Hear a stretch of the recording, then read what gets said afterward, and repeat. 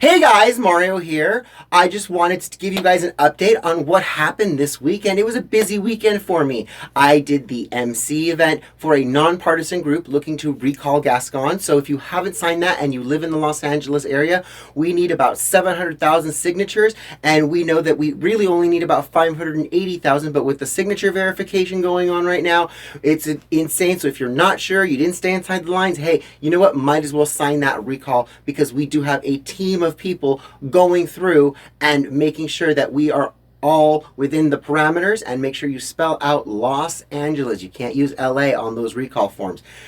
And in other news, it was a pretty cool event. I did what I did best. I presented the speakers. I presented Tanya Owens. If you guys don't know who she is the widow of slain Officer Sergeant Steve Owens. He was responding to a call here in Lancaster, and he was basically ambushed and shot in the head.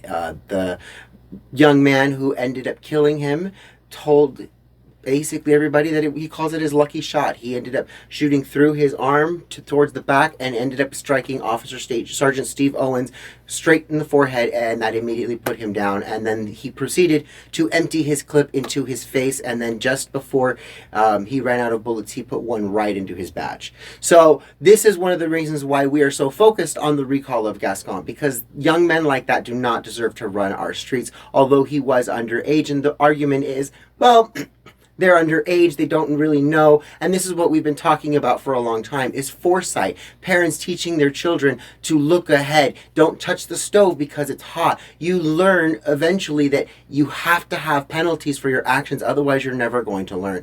And I'm sorry, just letting criminals out and saying under the guise of, oh, well, they did it when they were young, you know, they've grown a few years now they're 20 years old, they've grown 4 years in the penal system, and they're better now. They can go in the streets. Absolutely not. And that's one of the reasons why we're focused on the recall.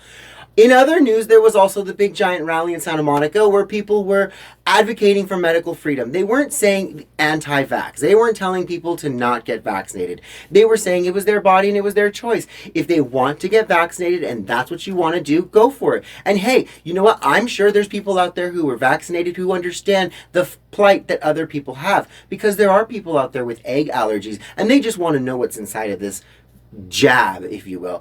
And so there were people out there. I ended up making the front cover of the LA Times. I can't believe that. But I was not terribly surprised, because as soon as I got out there on my megaphone with my rainbow flag, my shoes, and my personality, the cameras were all over me. And I was chanting, my body, my choice, no vax passports, no vax mandates, because this is medical tyranny. I don't want to beat a dead horse, but I was asked a really good question out there. Actually, I was asked several good questions out there. One of them is my flag a rainbow flag with "Don't Tread on Me," or a flag that happens to be rainbow?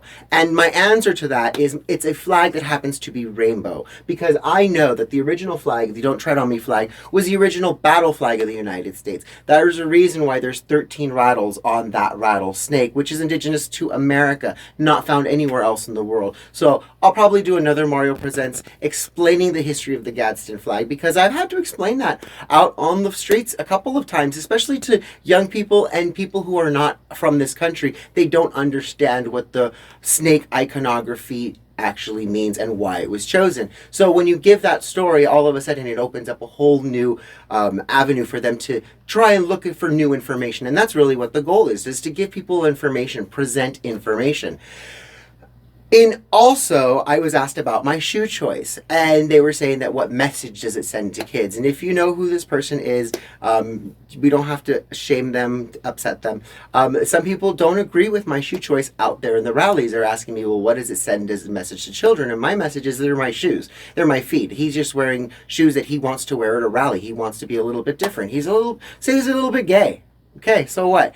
And if you really want to get down to the nitty gritty, I told him, I said, his heels were historically worn by men, and the only reason that heels were invented was because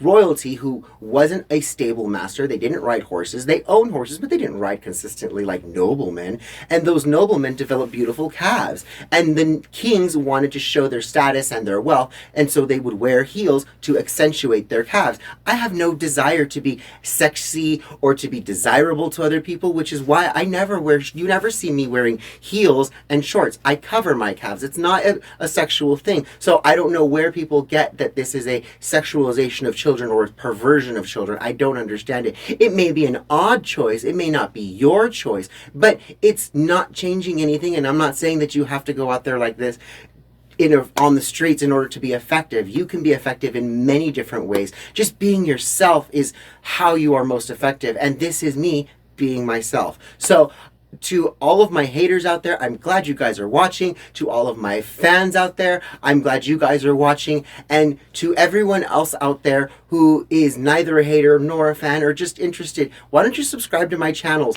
I'm Mario Presents on all platforms. And you know what? I do own www.mariopresents.com. I'll talk to you guys later. Mwah! Love you.